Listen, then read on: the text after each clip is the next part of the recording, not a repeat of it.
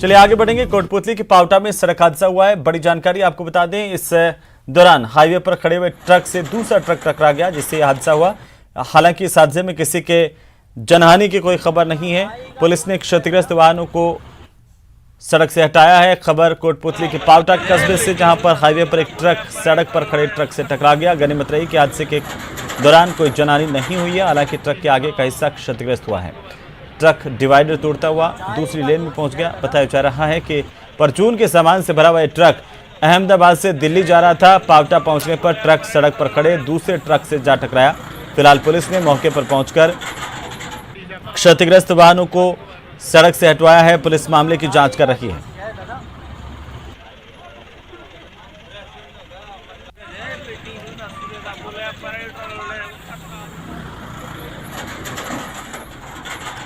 उदयपुर से खबर है, जहां पर एक ट्रक अनियंत्रित होकर के पलट गया। जानकारी के मुताबिक आलू से भरा हुआ ट्रक अनियंत्रित होकर के पलटा, जिससे यह सड़क हादसा हुआ। चालक ने ट्रक से कूदकर अपनी जान बचाई है।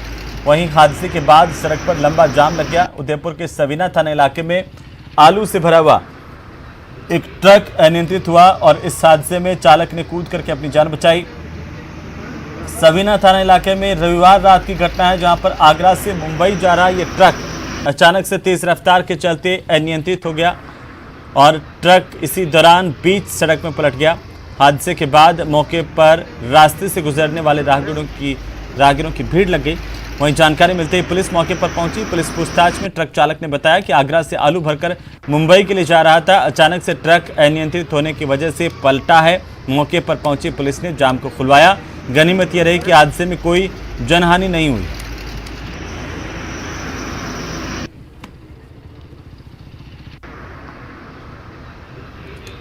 चुनाव से पहले 1.5 साल पहले ही प्रदेश का सियासी माहौल गर्मा गया है। कांग्रेस और बीजेपी की लड़ाई को नेता तुष्टीकरण और ध्रुवीकरण की निगाहों से देख रहे हैं। धारा 144 के नाम पर सियासत तेज है। राज्य में कई जगह पर टकराव पैदा हुआ, जिसमें सियासी पार्टियां अपना नफा नुकसान का आकलन करती रही हैं।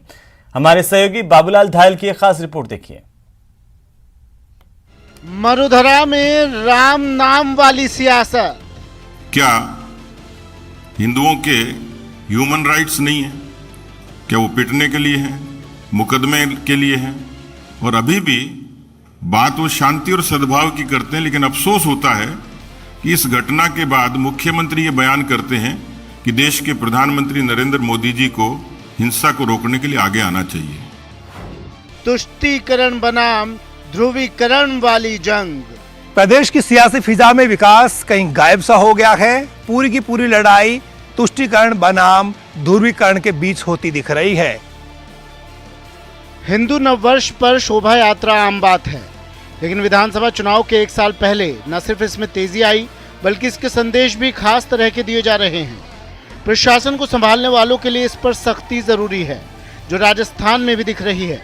लेकिन प्रशासन की यही सख्ती सियासत को ईंधन भी मुहैया करवा देती है। करौली हिंसा ने सियासत को जो मौका दिया, उसे 2023 में इस्तेमाल करने में कोई पीछे नहीं रहना चाहता। करौली हिंसा से सतर्क सरकार ने जब रामनवमी पर सख्ती दिखाई, तो इसका विरोध भी उतना ही तेज दिखा।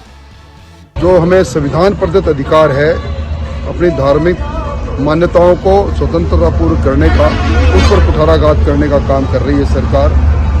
दुर्भाग्य है कि रामनवमी जैसे पवित्र अवसर पर भी हम अपनी भावनाओं का प्रकटीकरण नहीं कर सके। तुष्टीकरण की हदों को पार सरकार कर रही है। क्या राजस्थान की सरकार अब इस बात को प्रतिबंधित करेगी कि यहाँ का बहुसंख्यक समाज अपने धार्मिक आयोजनों को नहीं करे, और धार्मिक आयोजनों को करे तो सड़कों पर नहीं करे?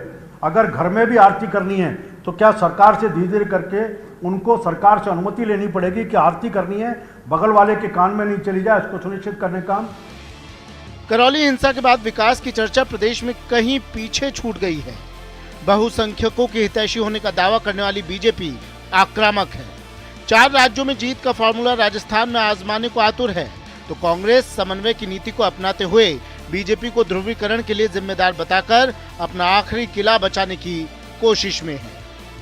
लेकिन प्रश्न यह है कि राजस्थान में जिस तरीके से अशोक गहलोत जी ने अपीजमेंट का काम किया है, पीएफआई को खुश करने का काम किया है, सो कॉल्ड माइनॉरिटी को राजी करने के लिए वोट बैंक की पॉलिटिक्स की है, उससे राजस्थान में ऐसा लगता है कि तालिबान का शासन है। एक समझदारी से बयान देना चाहिए। तालिबान कहाँ है इस भारतवर्ष में? यहाँ लोकतंत्र है, सब लोग भाईचारे की भावना से रहते हैं और लोगों को उकसाने का काम नहीं करना चाहिए। चाहे किसी पार्टी का प्रदेश अध्यक्ष हो, उसको लोगों में कोशिश होनी चाहिए कि कोई जिम्मेदार व्यक्ति है, लोगों में समन्वय बना रहे, भाईचारा बना रहे, लोग शांति से रहें। वोट लेना है तो वोट लेने के लिए आप वहाँ लोगों के बीच में जाएं, काम करें, आपके कार्यकर्ताओं को कहें कि विकास के काम करें। प्रदेश की सियासी फिजा में विकास का नारा कहीं गुम सा हो गया है। तनाव की खबरें अब सुर्खियां बन रही है। पुलिस प्रशासन के लिए रोज की शोभा यात्राएं परेशानी का सबब बन गई हैं। परमिशन नहीं दें तो सरकार पर तुष्टीकरण के आरोप लगते हैं। अब आपको केसरिया झंडे के ऊपर किसी भी प्रकार का चिन्ह नहीं लगा सकते। आप न भगवान राम का लगा सकते हैं, न आप ओम का लगा सकते हैं, न किसी और का लगा सकते धार्मिक चिन्ह, नहीं तो आपके खिलाफ कानूनी कार्रवाई की जाएगी। ये नहीं मित्रों, जब करौली में हिंदुओं पर आतंकवादियों ने हमला किया तो अशोक जी गहलोत साहब और पूरी कांग्रेस आतंकवादियों के साथ खड़ी हो गई। ऐसे में उग्र हिंदुत्व के रथ पर सवार हुई बीजेपी को करारा जवाब देने के लिए कांग्रेस को कुछ और नई सियासी चालें चलनी होगी ताकि टकराव की जगह प्रदेश में वापस सांप्रदायिक सद्भाव कायम हो सके। कैमरा पर्सन मान सिंह के साथ बाबूलाल धायल, न्यूज 18 जयपुर। तो चलिए ब्रेक के बाद एक बार फिर से आपका स्वागत। और अब बात जयपुर की, जहां पर कबड्डी खेल का चलन बीते कुछ समय से बढ़ रहा है। यहां पर चल रहे कबड्डी के सरकारी सेंटर पर खासी भीड़ देखने को मिल रही है। कई खिलाड़ी प्रो कबड्डी से लेकर अंतर्राष्ट्रीय स्तर पर अपना नाम रोशन कर चुके हैं, लेकिन आवासीय व्यवस्था नहीं होने की वजह से खिलाड़ियों में जरूर निराशा है। जयपुर के 40 से 50 किलोमीटर दूर से खिलाड़ी यहां पर प्रशिक्षण के लिए आते हैं। साथ ही राज्य के 15 से ज़्यादा जिलों के खिलाड़ी यहां पर कबड्डी के खेल में अपना प्रशिक्षण ले रहे हैं। यूं तो कबड्डी के बढ़ते हुए क्रेज़ की वजह से कई निजी सेंटर शुरू हुए हैं, लेकिन इस सेंटर से निकले खिलाड़ियों की सफलता ने सबको आकर्षित किया है। अंतर्राष्ट्रीय स्तर पर खेल चुके और प्रो कबड्डी लीग में नाम रोशन कर चुके नवनीत गौतम, राजूलाल चौधरी, शालिनी पाठक, सचिन महेंद्र ढाका, महेंद्र सिंह, प्रदीप, ब्रिजेश, राजेश, कमलेश, इस तमाम लोग खिलाड़ी जो हैं वो इस सेंटर से जुड़े रहे और अभ्यास कर चुके हैं।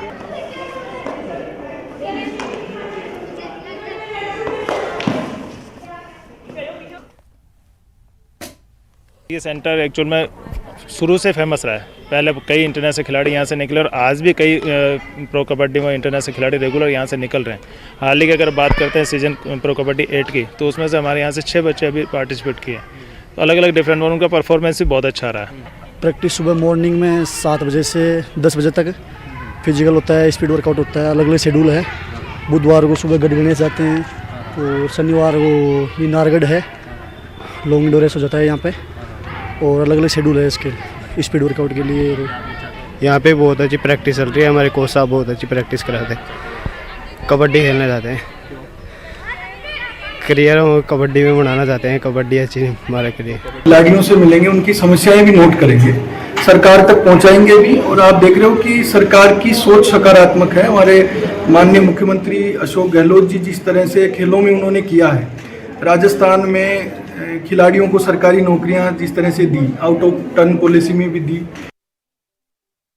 तो वहीं कोई कोविड की वजह से हज के लिए आपको बता रहे हैं कि कुछ लोगों को मौका नहीं मिल पाया था, लेकिन एक बार फिर से सऊदी ने हज की यात्रा के लिए अपने दरवाजे पूरी दुनिया के लिए खोल दिए।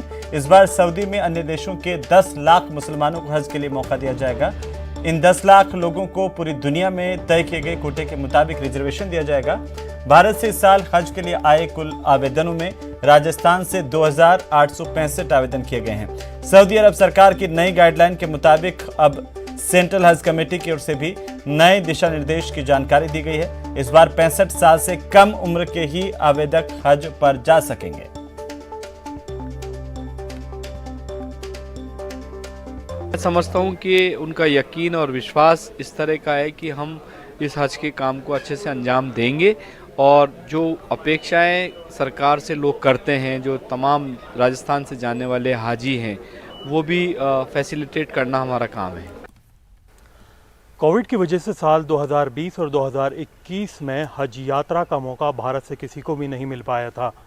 फिलहाल सऊदी सरकार ने ये ऐलान किया है कि दुनिया भर से करीब 10 लाख हज यात्रियों को हज की मुकद्दस यात्रा का मौका दिया जाएगा। फिलहाल सेंट्रल हज कमेटी ने गाइडलाइंस जारी कर दी और कहा है कि 65 से ज़्यादा उम्र वाले लोग इस साल हज नहीं कर पाएंगे। हज के लिए दोनों वैक्सीनेशन होना ज़रूरी है। साथ ही साथ जो कोविड की गाइडलाइंस है उनकी पालना करना भी बहुत ज़रूरी होगा।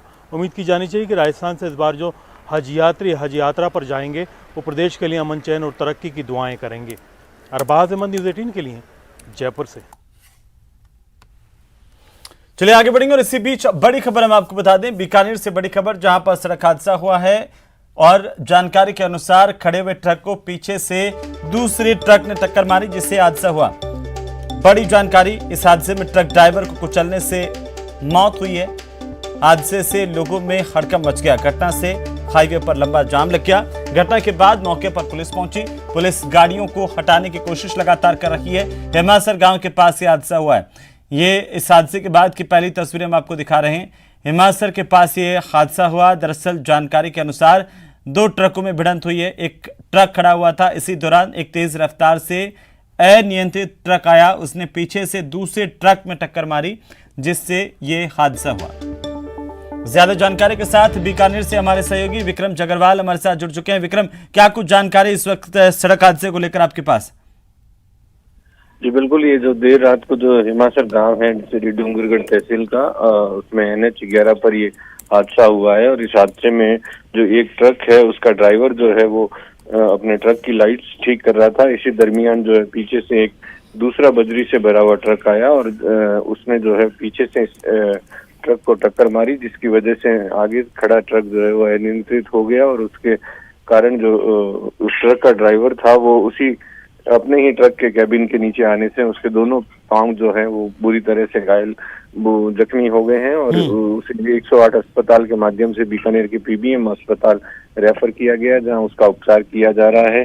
और जो डूंगरगढ़ थाना पुलिस है वो मौके पर पहुंचकर दोनों ही ट्रकों को सड़क से हटा रही है ताकि आवागमन में किसी तरह की कोई तकलीफ ना हो। चलिए, बहुत शुक्रिया तमाम जानकारी के लिए विक्रम।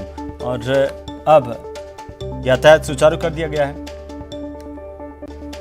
इसी के साथ ही बुलेटिन फिलहाल इतना ही। नमस्कार।